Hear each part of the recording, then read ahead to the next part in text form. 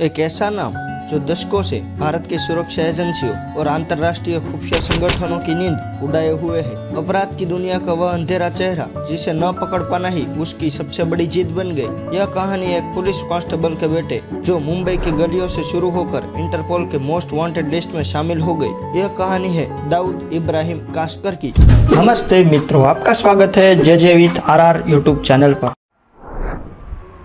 27 दिसंबर 1955 को रत्नागिरी में एक साधारण पुलिस कांस्टेबल के बेटे के जीवन की शुरुआत एक आम परिवार में हुई, लेकिन अपराध का रास्ता उसके लिए जल्दी एक नया जीवन लेकर आया। डोंगरी के गरीब इलाके में पला बढ़ा दाऊद तंगहाली और संघर्षों से घिरा था। पिता पुलिस के हवलदार थे और चाहते थे कि बेटा सीधा साधा जीवन जिए, लेकिन 70 के दशक की मुंबई का माहौल कुछ अच्छा नहीं था। छोटी मोटी चोरी, स्मगलिंग और गैंग्स का बोलबाला चल रहा था। वहीं दूसरी ओर दाऊद के लिए नियति ने कुछ और ही तय किया था। अपने भाई शब्बीर के साथ उसने करीमलाला के गैंग से जुड़कर अपराध की दुनिया में कदम रखा। पर दाऊद सिर्फ छोटा अपराधी बनकर नहीं रहना चाहता, उसे मुंबई पर राज करना था। दाऊद की असली पहचान तब बनी जब उसने तस्करी के रास्ते को समझा। सोने और इलेक्ट्रॉनिक सामान की तस्करी से उसने अपनी जड़ें जमानी शुरू की, लेकिन शब्बीर की हत्या ने उसे बदल कर रख दिया। अपने भाई की हत्या का बदला लेने के लिए दाऊद ने करीमलाला और दूसरे पुराने डॉनों के खिलाफ जंग छेड़ दी।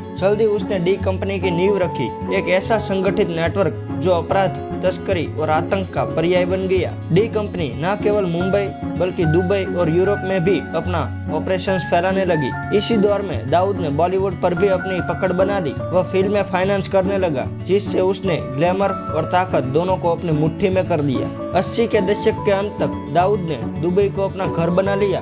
दुबई के आलीशान होटल्स और शॉपिंग मॉल्स में दाऊद का शाही अंदाज देखा जा सकता था। फरारी, रोल्स रॉयस और मर्सिडीज जैसी गाड़ियां उसकी शान का हिस्सा थी। वह दुबई के 5 स्टार होटलों में वीआईपी मेहमान की तरह रहता था। उसकी पार्टियां शहर की सबसे मशहूर पार्टियों में से गिनी जाती थी, जहां बॉलीवुड सितारे और बड़े कारोबारी शामिल होते थे। कहा जाता है कि एक बार दाऊद ने एक ही दिन में अपनी पत्नी के लिए कई लाखों के हीरे खरीद लिए, सिर्फ इसलिए क्योंकि उसे एक नेकलेस पसंद आया था। उसकी लाइफस्टाइल किसी शहंशाह से कम नहीं थी। दुबई में वह न केवल तस्करी का किंग था, बल्कि ग्लैमर और शोहरत के मामले में भी उससे बड़ा कोई नहीं था। लेकिन बुरे कामों का अंजाम बुरा ही होता है। 1993 में वह घटना हुई जिसने भारत के इतिहास को बदल कर रख दिया। मुंबई में 13 जगहों पर बम धमाके हुए, जिनमें 250 से अधिक लोग मारे गए और सैकड़ों घायल हुए। भारत की सुरक्षा एजेंसियों के अनुसार इन धमाकों का मास्टरमाइंड दाऊद इब्राहिम था। उसने अपने नेटवर्क का इस्तेमाल करके इन हमलों को अंजाम दिया। यह भारत के खिलाफ उसकी सबसे बड़ी साजिश थी। धमाकों के बाद दाऊद के खिलाफ इंटरपोल का रेड कॉर्नर नोटिस जारी किया गया।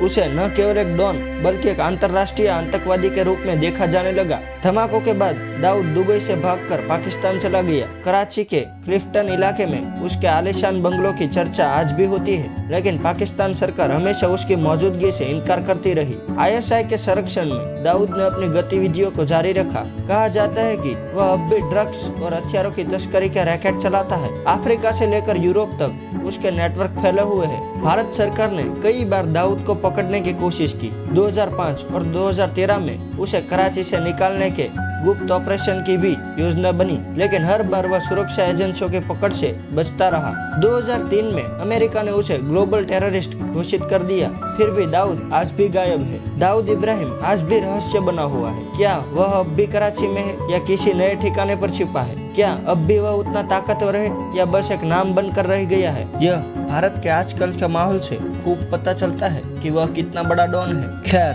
डॉन चाहे जितना भी बड़ा हो, उसका अंत हमेशा अंधेरे में होता है। दाऊद इब्राहिम की कहानी केवल अपराध की नहीं बल्कि सत्ता, ताकत और छल की भी है। वह भले ही छिपा हो, लेकिन उसका नाम आज भी खौफ का पर्याय है। अगर आपको यह वीडियो पसंद आया हो तो लाइक, शेयर और सब्सक्राइब करें और हमें बताएं क्या दाऊद इब्राहिम को कभी पकड़ा जा सकेगा।